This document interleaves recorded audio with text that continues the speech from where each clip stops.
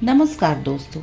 आज की कहानी मुंशी प्रेमचंद की सौत। तो आइए कहानी शुरू करते हैं।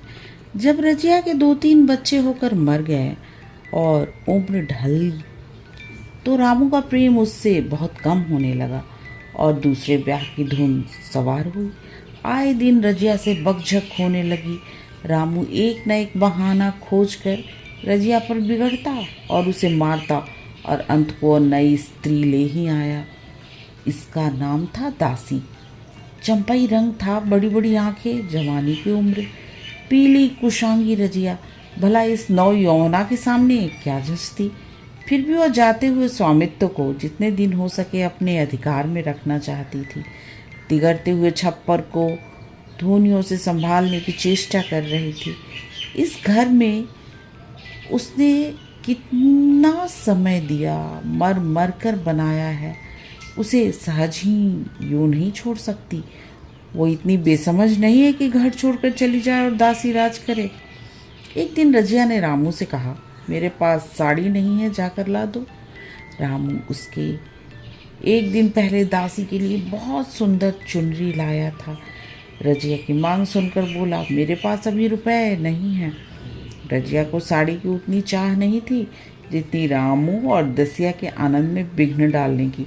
बोली, रुपए नहीं थे तो कल अपनी चहेती के लिए चुंदरी क्यों लाए? चुंदरी के बदले उसी दाम में 2 साड़ियाँ लाते तो एक मेरे काम ना आ जाती। रामू ने स्वेच्छा भाव से कहा, मेरी इच्छा जो चाहूँगा करूँगा, तू बोलने वाली कौन है? अभी उसके खाने खेलने के दिन हैं और तू चाहती है उसे अभी से नून तेल की चिंता में डाल दूँ? ये मुझसे ना होगा। तुझे ओढ़ने पहनने की साध है तो काम कर। भगवान ने क्या हाथ पैर नहीं दिए? पहले तो घड़ी रात उठकर काम धंधे में लग जाती थी, अब उसकी डाह में पहर दिन तक पड़ी रहती है। तो रुपए क्या आकाश से गिरेंगे? मैं तेरे लिए अपनी जान थोड़े ही दे दूंगा। रजिया ने कहा, तो क्या मैं उसकी नौकरानी हूँ? वो रानी की तरह दिन भर पड़ी रहे और मैं सारा घर संभालती रहूं। इतने दिनों छाती फाड़कर काम किया, उसका ये फल मिला, तो अब मेरी बला काम करने आती है। मैं जैसे रखूंगा वैसे ही तुझे रहना पड़ेगा। मेरी इच्छा होगी रहूंगी, नहीं अलग हो जाऊंगी। जो तेरी इच्छा होकर मेरा गला छोड़। अच्छी बात है, आज से तेरा गला छोड़ती हूँ, समझ लूंगी विधवा हो गई। रामू दिल से इतना तो समझता था कि ये गृहस्थी रजिया की जोड़ी हुई है, चाहे उसके रूप में उसके लोचन विलास के लिए आकर्षण न हो। संभव था कुछ देर बाद वह जाकर रजिया को मना लेता, पर दासी भी कूटनीति में कुशल थी। उसने गर्म लोहे पर चोटें जमाना शुरू की। बोली, आज देवी जी किस बात पर बिगड़ रही थी? रामू ने उदास मन से कहा, तेरी चुंदरी के पीछे रजिया महाभारत मचाए हुए है। अब कहती है अलग रहूंगी। मैंने कह दिया, तेरी जो इच्छा होकर। दसिया ने आंखें मटका कर कहा, ये सब नखड़े हैं कि आकर हाथ पांव जोड़े मनावन करे और कुछ नहीं। तुम चुपचाप बैठो जी, 2-4 दिन में आप ही गर्मी उतर जाएगी। तुम कुछ बोलना नहीं, उसका मिजाज और आसमान चढ़ जाएगा। रामू ने गंभीर भाव से कहा, दासी तुम जानती हो कितनी घमंडिन है। वह मुंह से जो बात कहती है उसे करके छोड़ती है। रजिया को भी रामू से ऐसी कृतज्ञता की आशा न थी। वह जब पहले की सी सुंदर नहीं, इसलिए रामू को अब उससे प्रेम नहीं है। पुरुष चरित्र में ये कोई असाधारण बात न थी, लेकिन रामू उससे अलग रहेगा इसका उसे विश्वास न आता था। ये घर उसी ने पैसा पैसा जोड़कर बनवाया, गृहस्थी भी उसी की जोड़ी हुई है, अनाज का लेन देन उसी ने शुरू किया। इस घर में आकर उसने कौन कौन से कष्ट नहीं झेले, इसलिए तो कि पौरुष थक जाने पर एक टुकड़ा चैन से खाएगी और पड़ी रहेगी। पर आज वह इतनी निर्दयता से दूध की मक्खी की तरह निकाल कर फेंक दी गई। रामू ने इतना भी नहीं कहा, तू अलग नहीं रहने पाएगी, मैं या खुद मर जाऊंगा या तुझे मार डालूंगा, पर तुझे अलग न होने दूंगा। मुझसे तेरा ब्याह हुआ है, हंसी ठट्ठा नहीं है। तो जब रामू को उसकी परवाह नहीं है तो वो रामू की क्यों परवाह करे? क्या सभी स्त्रियों के पुरुष बैठे होते हैं? सभी के माँ बाप बेटे पोते होते हैं? आज उसके लड़के जीते होते तो मजाल है कि ये नई स्त्री लाते और मेरी यह दुर्गति करते। इस निर्दयी को मेरे ऊपर इतनी भी दया ना आई। नारी हृदय की सारी परवशता इस अत्याचार से विद्रोह करने लगी। वही आग जो मोटी लकड़ी को स्पर्श भी न कर सकती, फूस को जलाकर भस्म कर देती है। दूसरे दिन रजिया एक दूसरे गांव चली गई। उसने अपने साथ कुछ न लिया। जो साड़ी उसकी देह पर थी वही उसकी सारी संपत्ति थी। विधाता ने उसके बालकों को पहले ही छीन लिया था, आज घर भी छीन लिया। रामू उस समय दासी के पास बैठा हुआ आमोद विनोद कर रहा था। रजिया को जाते देखकर शायद वो समझ न सका कि वो चली जा रही है। रजिया ने यही समझा। इस तरह चोरों की भांति वो जाना भी न चाहती थी। वो दासी को, उसके पति को और सारे गांव को दिखा देना चाहती थी कि वो इस घर से धेले की भी चीज नहीं ले जा रही है। गांव वाले की दृष्टि में रामू का अपमान करना ही उसका लक्ष्य था। उसके चुपचाप चले जाने से तो कुछ भी न होगा। रामू उल्टा सबसे कहेगा। रजिया घर की सारी संपदा उठा ले गई। उसने रामू को पुकार कर कहा, संभालो अपना घर, मैं जाती हूँ। तुम्हारे घर की कोई भी चीज अपने साथ नहीं ले जाती। रामू एक क्षण के लिए कर्तव्य भ्रष्ट हो गया। क्या कहे उसकी समझ में नहीं आया। उसे आशा न थी कि वो यूं जाएगी। उसने सोचा था जब वो घर ढोकर ले जाने लगेगी तो वो गांव वाले को दिखाकर उसकी सहानुभूति प्राप्त करेगा। अब क्या करे? दसिया बोली, जाकर गांव में ढिंढोरा पीटाओ, यहाँ किसी को डर नहीं है। तू अपने घर से ले ही क्या आई थी जो कुछ लेकर जाओगी? रजिया ने उसके मुंह न लगकर रामू से ही कहा, सुनते हो अपनी चहेती की बातें, फिर भी मुंह नहीं खुलता तुम्हारा। मैं तो जाती हूँ, लेकिन दस्सो रानी, तुम भी बहुत दिन तक आराम न करोगी। ईश्वर के दरबार में अन्याय नहीं फलता। वो बड़े बड़े घमंडियों का घमंड चूर कर देते हैं। दसिया ठट्ठा मारकर हंसी, पर रामू ने सिर झुका लिया। रजिया चली गई। रजिया जिस नए गांव में आई थी वो रामू के गांव से मिला ही हुआ था। वह यहाँ के लोग उससे परिचित हैं। वो कैसी कुशल गृहिणी है, कैसी मेहनती, कैसी बात की सच्ची, ये यहाँ किसी से छिपा न था। रजिया को मजूरी मिलने में कोई बाधा नहीं हुई। जो एक लेकर दो काम करे, उसे काम की क्या कमी। 3 साल रजिया ने कैसे काटे, कैसे एक नई गृहस्थी बनाई, कैसे खेती शुरू की, इसका बयान करने बैठे तो पोथी हो जाए। संचय के जितने मंत्र हैं, जितने साधन हैं, वे रजिया को खूब मालूम थे। गांव वाले उसका परिश्रम देखकर दांतों तले उंगली दबाते थे। वो रामू को दिखा देना चाहती थी, मैं तुमसे अलग होकर भी आराम से रह सकती हूँ। वह अपराधीन नारी नहीं है, अपनी कमाई खाती है। रजिया के पास बैलों की एक अच्छी जोड़ी है। रजिया उन्हें केवल खरी भूसी देकर नहीं रह जाती, रोज 2-2 रोटियां भी खिलाती है। फिर उन्हें घंटों संभालती। कभी कभी उनके कंधों पर सिर रख कर रोती और कहती, अब बेटे हो तो पति हो तो तुम ही हो, मेरी जान अब तुम्हारे ही साथ है। दोनों बैल शायद रजिया की भाषा और भाव समझते थे। वे मनुष्य नहीं, बैल हैं। दोनों सिर नीचा करके रजिया का हाथ चाटकर उसे आश्वासन देते हैं। वे उन्हें देखते ही कितने प्रेम से उसकी ओर ताकने लगते हैं, कितने हर्ष से कंधा झुकाकर उस पर जुबान रखवाते हैं और कैसा जी तोड़ काम करते हैं। ये वो लोग समझ सकते हैं जिन्होंने बैलों की सेवा की है और उनके हृदय को अपनाया है। रजिया इस गांव की चौधराइन है। उसकी बुद्धि, जो पहले नित्य आधार खोजती रहती थी और स्वच्छंद रूप से अपना विकास न कर सकती थी, अब छाया से निकलकर प्रौढ़ और उन्नत हो गई है। एक दिन रजिया घर लौटी तो एक आदमी ने कहा, तुमने नहीं सुना चौधराइन, रामू तो बहुत बीमार है, सुना 10 लंघन हो गए हैं। रजिया ने उदासीनता से कहा, जूड़ी है क्या? जूड़ी नहीं, कोई दूसरा रोग है, बाहर खाट पर पड़ा था। मैंने पूछा कैसा जी है रामू, तो रोने लगा। बुरा हाल है, घर में एक पैसा भी नहीं है, दवा दारू करे। दसिया के एक लड़का हुआ है, वो तो पहले भी काम धंधा ना करती थी और अब तो लड़कोरी है, कैसे काम करने जाती। सारी मार रामू के सिर जाती है और गहने चाहिए, नई दुल्हन, यूं कैसे रहे। रजिया के घर में जाते हुए कहा, जो जैसा करेगा आप भोगेगा। लेकिन अंदर उसका जी न लगा। वो एक क्षण के लिए बाहर आई। शायद उस आदमी से कुछ पूछना चाहती थी और इस अंदाज से पूछना चाहती थी मानो उसे कोई परवाह नहीं है, पर वो आदमी चला गया था। रजिया ने पूर्व पश्चिम जा कर देखा, वो कहीं न मिला। तब रजिया द्वार की चौखट पर बैठ गई।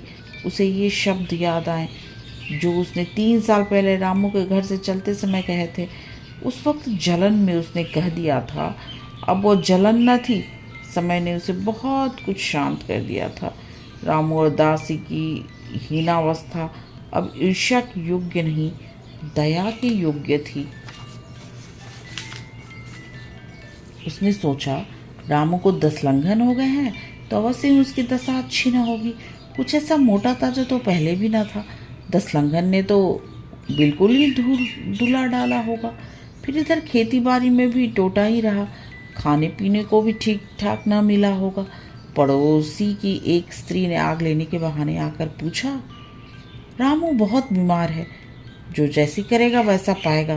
तुम्हें इतनी बेदर्दी से निकाला कि कोई अपनी बैरी को भी ना निकालेगा। रजिया ने टोका, नहीं दीदी, ऐसी बात न थी, वो तो बेचारे कुछ बोले ही नहीं। मैं तो चली तो उन्होंने सिर झुका लिया। दसिया के कहने में आकर वो चाहे जो कुछ कर बैठे, लेकिन मुझे कभी कुछ नहीं कहा। किसी की बुराई क्यों करूं? फिर कौन मर्द ऐसा है जो औरतों के बस में नहीं हो जाता? दसिया के कारण उनकी यह दशा हुई है। पड़ोसी ने आग न मांगी, मुंह फेर कर चली गई। रजिया ने कलसा और रस्सी उठाई और कुएं पर पानी खींचने गई। बैलों को सानी पानी देने की बेला आ गई थी, पर उसकी आंखें उस रास्ते की ओर लगी हुई थी जो मलसी रामू के गांव को जाती थी। कोई उसे बुलाने अवश्य आ रहा होगा। नहीं, बिन बुलाए वो कैसे जा सकती है? लोग क्या कहेंगे? आखिर दौड़ी आई ना। मगर रामू तो अचेत पड़ा होगा। 10 लंघन थोड़े नहीं होते, उसकी देह में था ही क्या? फिर उसे कौन बुलाएगा? दसिया को क्या गरज पड़ी है? कोई दूसरा घर कर लेगी, जवान है, 100 ग्राहक निकल आवेंगे। अच्छा, वो आ रहा है, हाँ आ रहा है। कुछ घबराया सा जान पड़ता है। कौन आदमी है? इसे तो कभी मलसी में नहीं देखा, मगर उस वक्त से मलसी कभी गई भी तो नहीं। 2-4 नए आदमी आकर बसे ही होंगे। बटोही चुपचाप कुएं के पास से निकला। रजिया ने कलसा जगत पर रख दिया और उसके पास आकर बोली, रामू महतो ने भेजा है तुम्हें? अच्छा तो चलो घर, मैं तुम्हारे साथ चलती हूँ। नहीं, अभी मुझे कुछ देर है, बैलों को सानी पानी देना है, दिया बत्ती करनी है। तुम्हें रुपए दे दूँ, जाकर दसिया को दे देना, कह देना कोई काम हो तो बुला भेजे। बटोही रामू को क्या जाने, किसी दूसरे गांव का रहने वाला था। पहले तो चकराया, फिर समझ गया कि चुपके से रजिया के साथ चला गया और रुपया लेकर लंबा हुआ। चलते चलते रजिया ने पूछा, अब क्या हाल है उनका? बटोही ने अटकल से कहा, अब तो कुछ संभल रहे हैं। दसिया बहुत रो धो तो नहीं रही है? रोती तो नहीं थी, वो क्यों रोएगी, मालूम होगा पीछे। बटोही चला गया तो रजिया ने बैलों को सानी पानी किया, पर मन रामू की ओर ही लगा हुआ था। स्नेह स्मृतियाँ छोटी छोटी तारिकाओं की भांति मन में उदित होती जाती थी। एक बार जब वो बीमार पड़ी थी, वो बात याद आई। 10 साल हो गए, वो कैसे रात दिन उसके सिरहाने बैठा रहता था, खाना पीना तक भूल गया था। उसके मन में आया, क्यों न चलकर देख ही आवे। कोई क्या कहेगा, किसका मुंह है जो कुछ कहे। चोरी करके नहीं आ रही, एक आदमी के पास जा रही हूँ जिसके साथ 15-20 साल रही हूँ। दसिया नाक सिकोड़ेगी तो मुझे उससे क्या मतलब। रजिया ने किवाड़ बंद कर लिए, घर मजूर को सहेजा और रामू को देखने चली, कांपती झिझकती, क्षमा का दान लिए हुए। रामू को थोड़े ही दिन में मालूम हो गया था कि उसके घर की आत्मा निकल गई, और वह चाहे कितना जोर करे, कितना ही सिर खपाए, उसमें स्फूर्ति नहीं आती। दासी सुंदरी थी, शौकीन थी और फूहड़ थी। जब पहला नशा उतरा तो ठाएं ठाएं शुरू हुई। खेती की उपज कम होने लगी और जो होती भी थी वो उटपटांग खर्च होती थी। ऋण लेना पड़ता था। इसी चिंता और शोक में उसका स्वास्थ्य बिगड़ने लगा। शुरू में कुछ परवाह न की, परवाह करके भी क्या करता, घर में पैसे न थे। अताइयों की चिकित्सा ने बीमारी की जड़ और मजबूत कर दी। आज 10-12 दिन से उसका दाना पानी छूट गया था। मौत के इंतजार में खाट पर पड़ा कराह रहा था, और अब वह दशा हो गई थी कि जब वो भविष्य से निश्चिंत होकर अतीत में विश्राम करते हैं, जैसे कोई गाड़ी आगे का रास्ता बंद पाकर पीछे लौटे। रजिया को याद करके वो बार बार रोता और दासी को कोसता, तेरे ही कारण मैंने उसे घर से निकाला। वो क्या गई, लक्ष्मी चली गई। मैं जानता हूँ अब भी बुलाऊं तो दौड़ी आएगी, लेकिन बुलाऊं किस मुंह से? एक बार वो आ जाती और उससे अपने अपराध क्षमा करा लेता, फिर मैं खुशी से मरता और लालसा नहीं है। सहसा रजिया ने आकर उसके माथे पर हाथ रखते हुए पूछा, कैसा है जी तुम्हारा? मुझे तो आज हाल मिला। रामू ने सजल नेत्रों से उसे देखा पर कुछ कह न सका। दोनों हाथ जोड़कर उसे प्रणाम किया पर हाथ जुड़े ही रह गए और आंखें उलट गईं। लाश घर में पड़ी थी। रजिया रो रही थी। दसिया चिंतित थी। घर में रुपए का नाम नहीं, लकड़ी तो चाहिए ही। उठाने वाले भी जलपान करेंगे ही। कफन के बगैर लाश उठेगी कैसे? 10 से कम का खर्च न था। यहाँ घर में 10 पैसे भी नहीं। डर रही थी आज गहन आफत आई। ऐसी कीमती भारी गहने भी नहीं थे। किसान की बिसात थी क्या? 2-3 नग बेचने से 10 मिल जाएंगे, मगर और हो ही क्या सकता है। उसने नौक चौधरी के लड़के को बुलाकर कहा, देवर जी, ये बेड़ा कैसे पार लगे? गांव में कोई धेले का भी विश्वास करने वाला नहीं। मेरे गहने हैं, चौधरी से कहो इन्हें गिरवी रखकर आज का काम चलाए। फिर भगवान मालिक है, रजिया से क्यों नहीं मांग लेती? सहसा रजिया आंखें पोंछती हुई निकली। कान में भनक पड़ी। पूछा, क्या है जोखू? क्या सलाह कर रहे हो? अब मिट्टी उठाओगे कि सलाह की बेला है? हाँ, उसी का इंतजाम कर रहा हूँ। रुपए पैसों तो यहाँ होंगे नहीं, बीमारी में खर्च हो गए होंगे। इस बेचारी को तो बीच बसधार में लाकर छोड़ दिया। तुम लपक कर उस घर चले जाओ भैया, कौन दूर है, कुंजी लेते जाओ। मजूर से कहना भंडार से 50 रुपए निकाल दे, कहना ऊपर की पटरी पर रखे हैं। वह तो कुंजी लेकर उधर भागा। इधर दसिया रजिया के पैर पकड़कर रोने लगी। उसने देखा रजिया में कितनी दया, कितनी क्षमा है। रजिया ने उसे छाती से लगाकर कहा, क्यों रोती है बहन? वो चला गया, मैं तो हूँ, किसी बात की चिंता न कर। इसी घर में हम और तुम दोनों उसके नाम पर बैठेंगी। मैं यहाँ भी देखूंगी, वहाँ भी देखूंगी। धप भर की बात ही क्या, कोई तुमसे गहने पाते मांगे तो मत देना। दसिया का जी होता था सिर पटक कर मर जाए। उसने कितना जलाया, कितना रुलाया और घर से निकाल कर छोड़ा। रजिया ने पूछा, जिस के रुपए हों सूरत करके मुझे बता देना, मैं झगड़ा नहीं रखना चाहती। बच्चा दुबला क्यों हो रहा है? दसिया बोली, मेरे दूध होता ही नहीं। गाय जो तुम छोड़ गई थी वो मर गई, दूध नहीं पीता। राम राम, बेचारा मुरझा गया। मैं कल ही गाय लाऊंगी, सभी गृहस्थी उठा लाऊंगी, वहाँ क्या रखा है। लाश से उठी रजिया उसके साथ गई। दाह कर्म किया, भोज हुआ, कोई 200 रुपये खर्च हो गए, किसी से मांगने न पड़े। दसिया के जौहर भी इस त्याग की आंच में निकल आए। विलासनी सेवा की मूर्ति बन गई। आज रामू को मरे 7 साल हुए हैं। रजिया घर संभाले हुए है। दसिया को वह सौत नहीं बेटी समझती है। पहले उसे पहनाकर तब आप पहनती है, उसे खिलाकर आप खाती है। जोखू पढ़ने जाता है, उसकी सगाई की बातचीत पक्की हो गई। क्या जाति में बचपन में ही ब्याह हो जाता है? दसिया ने कहा, बहन, गहने बनवा कर क्या करोगी? मेरे गहने तो धरे ही हैं। रजिया ने कहा, नहीं री, उसके लिए नए गहने बनवाऊंगी। अभी तो मेरा हाथ चलता है, जब थक जाऊं तो जो चाहे करना। तेरे अभी पहनने ओढ़ने के दिन है, तू अपने गहने रहने दे।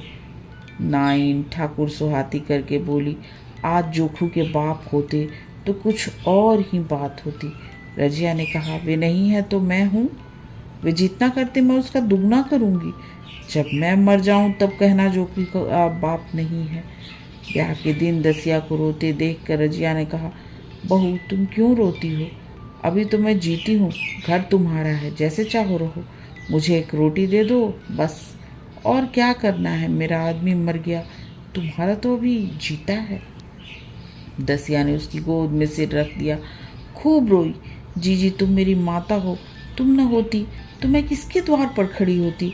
घर में तो वो चूहे लौटते थे, उनके राज में मुझे दुख ही दुख उठाने पड़े। सुहाग का सुख तो मुझे तुम्हारे राज में मिला।